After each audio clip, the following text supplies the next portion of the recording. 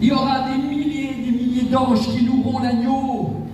Des milliers de personnes. Mais moi, quand je serai là dans cette foule, peut-être que je vais aller dans cette foule et puis je vais peut-être me frayer un chemin.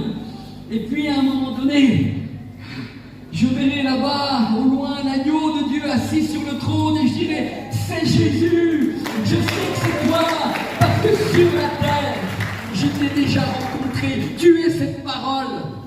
Parce qu'il aura le même langage. Jésus au ciel, il ne parlera pas autre chose que ce qui est dit dans ce livre.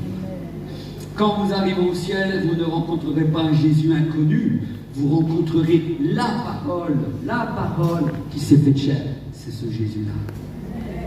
Et cette parole s'est faite chair, nous dit la Bible, elle est devenue humaine, et elle est venue marcher parmi nous pour nous parler. Et c'est ce même Jésus de Nazareth. Lorsque vous êtes en train de la lire, il est en train de vous parler, parce que je dis souvent que les chrétiens disent « Ah, mais moi, vous savez, pasteur, ou frère Armando, ou je ne sais pas qui, sœur, j'aimerais tellement voir Jésus physiquement. » Quand tu lis la Bible, tu es en train de le voir. Prédication des prédicateurs qui vous parlent d'un évangile mais sans croix, où il n'y a plus de souffrance. Mes amis, le vrai Jésus, Fils de Dieu, qui a donné sa vie pour toi et pour moi à la croix, a payé le prix fort. Tout est sur Internet. Il y a le mal qui est là. Il y a le péché qui est là, qui nous colle à la peau. Et si tu ne prends pas le temps avec Jésus, c'est le péché qui va rentrer et qui va te dominer.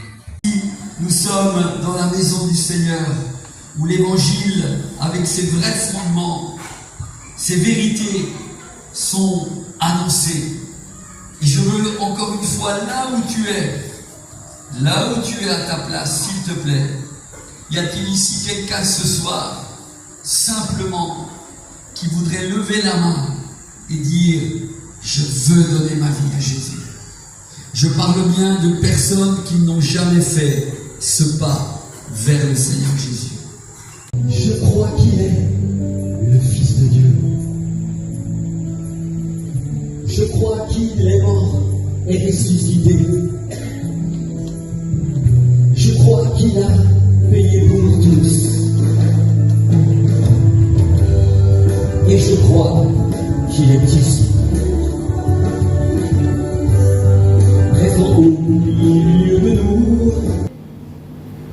Et comment vous allez résister à ça? Comment vous allez être un chrétien authentique avec des racines? Pas simplement en vivant sur les cultes et sur la prédication du dimanche, pas simplement sur l'étude de la Bible pendant la semaine à l'église, non, c'est dans votre relation personnelle que vous allez grandir le plus.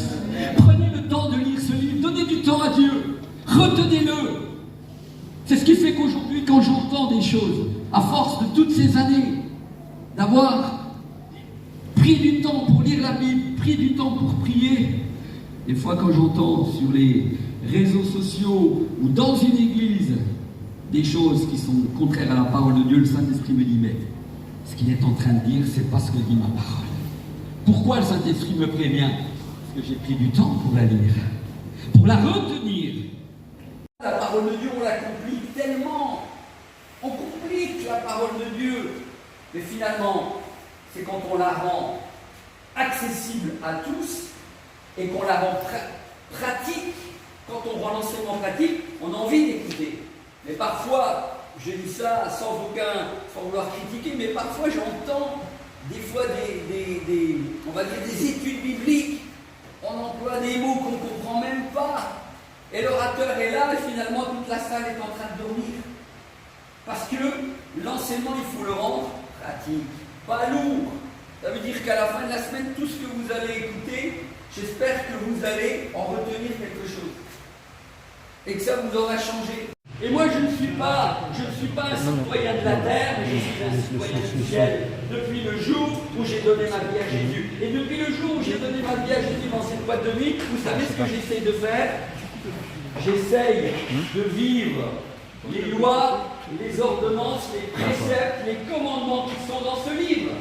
Et il y a des chrétiens qui l'oublient. Et quand tu es sur la terre et que tu as donné ta vie à Jésus, tu dois commencer à vivre comme un citoyen du ciel. D'accord. Cette qui sont sur la terre. Pourquoi? Parce que nous sommes, du moment où nous avons donné notre vie à Jésus et que nous sommes nés de nouveau et que nous sommes entrés dans cette nouvelle naissance, nous sommes devenus citoyens du ciel. Et en tant que tel, en essayant d'appliquer au mieux ce que dit la parole de Dieu dans ses lois, ses préceptes, ses ordonnances, nous allons expliquer. Tu dois te préparer à cela en tant que couple, en tant que ministère et en tant que disciple. Encore une fois, il faut que ça puisse rentrer dans votre tête. Et plus vous passez du temps à lire ce livre, plus aussi, parce que pour moi, le fait de lire la parole de Dieu, il y a aussi dans ce livre quelque chose qui se dégage, parce que ce n'est pas n'importe quel livre, c'est le livre de Dieu. Et là aussi, nous recevons de quelque chose. Je pense que nous recevons de la présence de Dieu, nous recevons de sa parole qui nous nourrit, qui nous donne de l'onction, je le crois. Et dans cette activité, ensuite, il y a le temps de prière. Et dans ce temps de prière où nous cherchons à le louer, à l'adorer, à passer du temps, à peut-être à pleurer devant lui, il y a quelque chose qui se dégage et qui vient sur nous. Alors, je vous pose une question, parce que là, tout n'est pas dit, mais est-ce que vous vous rappelez de ces épisodes? Oui. Qu'est-ce qui se passe, en fait, avec Paul et Silas? Ils vont être jetés en prison, et ensuite, qu'est-ce qui se passe? Il est beau, ce texte, hein? Oui. Tout le monde le connaît. Oui. Ils sont en prison avec Paul et Silas, et ils vont commencer à se lamenter. Oh Seigneur, on est en prison. Oh Seigneur, pourquoi tu nous as mis en prison? Est-ce que c'est ça? Non. Parce que là, c'est pour ça que je l'appelle à vous, il est magnifique ce texte. Ils sont jetés en prison injustement. Et quand ils sont en prison,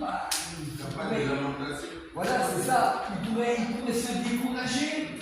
Là encore, quand on lit ce texte, il est magnifique. Ça a été prêché bien des fois. Mais ils sont en prison.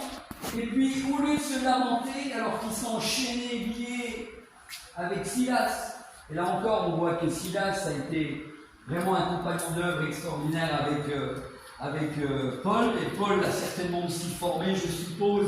Et puis Paul était un modèle. Donc ceux qui travaillaient avec Paul, ce n'étaient pas des gens qui se plaignaient, mais ils étaient vraiment corps à corps avec lui. Ils aimaient l'apôtre Paul, et on le verra tout à l'heure, d'un amour incroyable. Ils aimaient cet homme parce que cet homme était vrai avec tous ses collaborateurs et les chrétiens des églises. C'est pour ça qu'il a aussi beaucoup souffert, mais il avait plein d'amour. Et ce qui est merveilleux dans le texte ici, c'est une souffrance, parce qu'ils sont en prison, c'est ça, on est là-dedans, mais je veux quand même en retirer autre chose, c'est que, au lieu de se lamenter, il est dit que Paul et Silas chantaient les cantiques. Parce que, Seigneur, je me prononce inscrit dans ton livre de vie. Alors je viens à toi. Et Seigneur, viens dans mon cœur. Parce que ce soir, je te reçois comme le Seigneur et le Sauveur de ma vie. Amen. On peut l'applaudir. L'enfer, c'est quelque chose de réel. En fait, le mot enfer, c'est quoi? C'est quoi l'enfer? C'est être séparé de Dieu pour l'éternité. Et ça sera quelque chose de terrible. N'était pas venu, je ne serais pas devenu le prédicateur que je suis. Et Jésus va nous chercher là où personne ne veut aller. Et Jésus aimait les gens que nous n'aimons pas. Il aimait les prostituées, il aimait ces gens de mauvaise vie. Nous, parfois, on a un peu de mal. Et on les regarde bizarrement, mais Jésus ne regarde personne bizarrement. Parce qu'au-delà de ce qu'il voit une personne à sauver. Dans leur tête en disant non, tu n'es pas capable de témoigner de moi. Mais ce soir, au nom de Jésus, je veux qu'il soit libéré. Je veux qu'il soit délivré, libéré de ces pensées qui ne sont pas des pensées qui viennent de toi. Vous êtes capable de témoigner de Jésus. Et je te prie pour chaque personne ici, onction de Dieu, renouvelle-les, donne-leur la force d'ouvrir la bouche pour qu'à partir de ce soir et de demain, ils puissent dire voilà ce que le Seigneur a fait pour moi. Oh, ouvrez votre bouche simplement et le Saint-Esprit vous conduira. Pour vous, et je bénis le Seigneur vraiment pour ce qu'il a fait ce soir. Mettez-vous là. Oh, alléluia. Seigneur, alléluia. Seigneur, je te prie pour... vous aussi, vous voulez donner votre vie à Jésus? C'est ça? Alors, gloire à Dieu. Et en plus, c'est toutes des jeunes filles. Vous voyez, j'ai parlé d'une jeune fille. Oui, allez Seigneur, je vais juste prier pour vous maintenant. Seigneur, je te prie pour ces jeunes femmes, ces jeunes filles qui sont là devant moi. Seigneur, tu les connais depuis toujours. Aussi, merci parce que ce soir, Seigneur, dans le ciel, il y a de la joie, parce qu'elles ont entendu, Seigneur, le message de l'Évangile. Et Seigneur, elles ont entendu que tu les aimes. Elles ont entendu, Seigneur, que tu es celui qui peut écrire une histoire aussi avec elles aujourd'hui. Et à partir d'aujourd'hui, c'est comme une page blanche qui commence pour vous, Jésus. Vous allez pouvoir écrire votre histoire en disant, voilà comment Jésus m'a touché. Et à partir de ce soir, le Seigneur Jésus va prendre soin de vous. Parce qu'il est le même hier, aujourd'hui et éternellement. Et mes amis, il n'y a pas quelqu'un sur la terre qui vous aime plus que lui. C'est une réalité. Alors, vous allez juste répéter après moi cette prière. Seigneur Jésus, je viens à toi. Parce que ce soir, j'ai entendu que tu es le Fils de Dieu. Que tu es celui qui pardonne les péchés. Et je crois, Seigneur, dans ton sacrifice. Je crois que tu es mort à la croix pour moi. Aussi, je viens à toi. Et ce soir, je te donne ma vie. Oh, Seigneur, prends soin de moi. Parce que dans mon cœur aussi, il y a des vides. Et je sais que ce soir, j'ai entendu que toi seul, tu peux les combler. Oh Seigneur, je viens à toi. Je réalise que tu es celui qui, au travers de ton sang, efface toutes mes fautes. Aussi, Seigneur, prends soin de ma vie. Parce qu'à partir de ce soir, je te la donne. Amen. Amen. Soyez bénis. Oh, je vous serre la main, les unes et les autres. Et croyez-moi que le Seigneur vous aime d'un amour incomparable. Je vais juste demander aux conseillers et conseillères qui sont là. Est-ce qu'il y en a juste à côté? Je vous demande de suivre le monsieur. Il va prendre vos adresses pour pouvoir aussi prendre contact avec vous et vous suivre.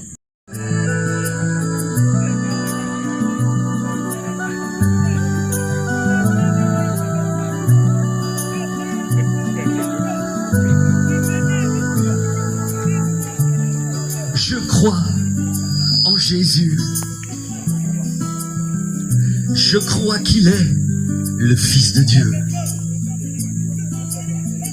Je crois qu'il est mort et ressuscité. Je crois qu'il a payé pour tous. Et je crois qu'il est ici.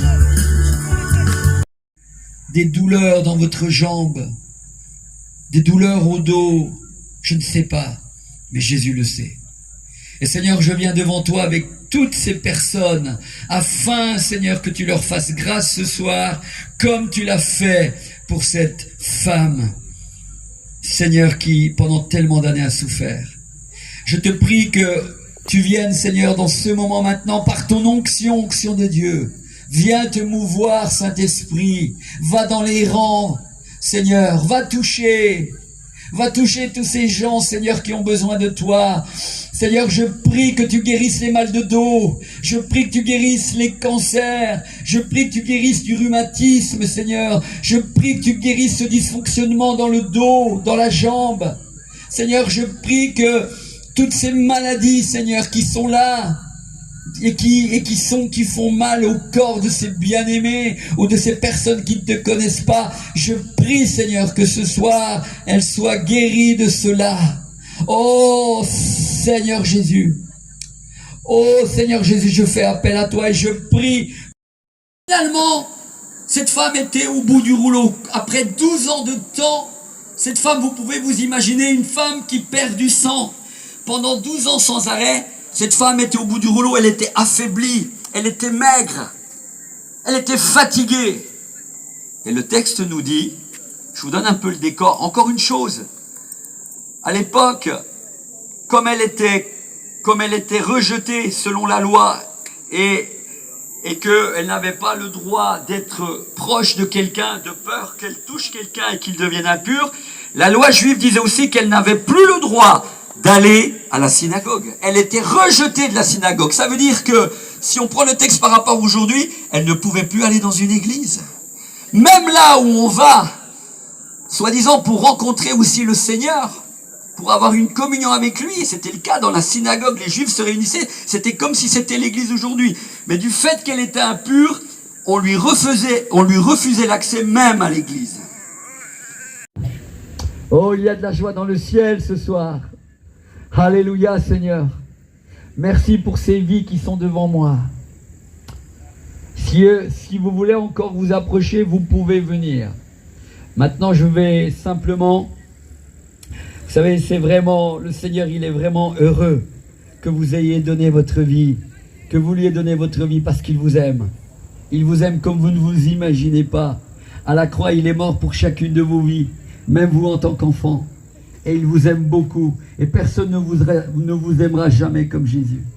C'est pas pour toi. Il faut que lorsque des gens veulent t'arrêter, tu cries encore plus fort afin que le Fils de Dieu s'arrête sur ton chemin là où tu as été marginalisé. Et ce soir-là, pourquoi Jésus s'est arrêté d'un seul coup? Et Jésus s'arrêta parce qu'il a entendu quelqu'un qui criait avec foi. Il a entendu un cri qui n'était pas le cri de ces gens qui étaient encore autour de lui et qui criaient. Oh Jésus, le Fils de Dieu!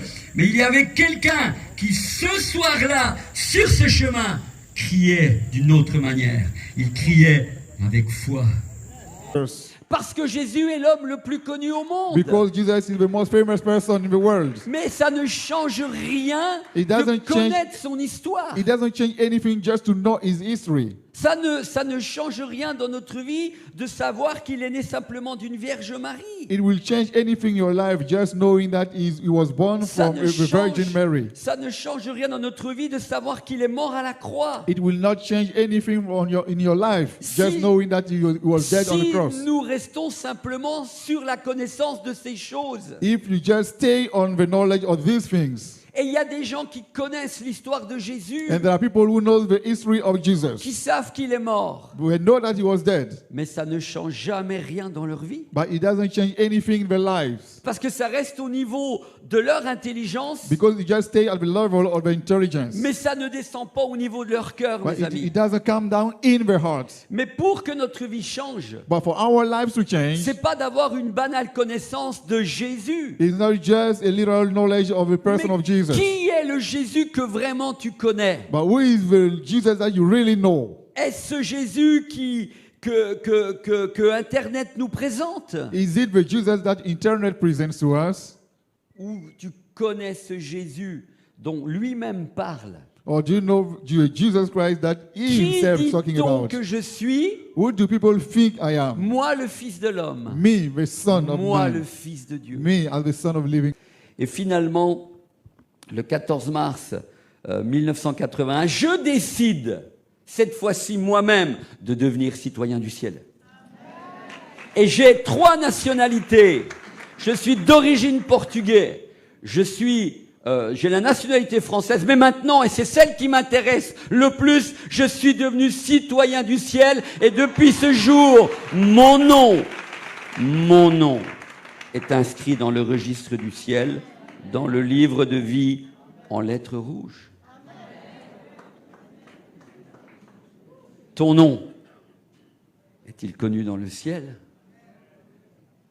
Il est peut-être connu sur la terre, mais pour vous chrétiens, je veux croire que vous êtes inscrits dans le livre de vie. C'est tellement important, vous devez en être sûr, vous devez vous réjouir de ça. Mais peut-être que ce matin, nous sommes dans un culte d'évangélisation. Il y a peut-être ici des personnes, alors que je suis en train de vous parler de cela, est-ce que vous réalisez que votre nom est connu sur la terre? Vous êtes inscrit dans bien des domaines. Vous avez fait peut-être les meilleures universités. Regardez, pendant que j'étais en train d'enseigner à l'école de disciples, j'étais vraiment touché de voir que pendant l'école de disciples, pendant une semaine, il y avait un frère, il est devenu un frère aujourd'hui, qui était là. Et on me disait de lui, mais cet homme, ici en Côte d'Ivoire, c'était un professeur d'université, il a fait 70 thèses. C'est une tête. Et moi, il était assis humblement, et moi, qui suis-je pour enseigner quelqu'un comme ça?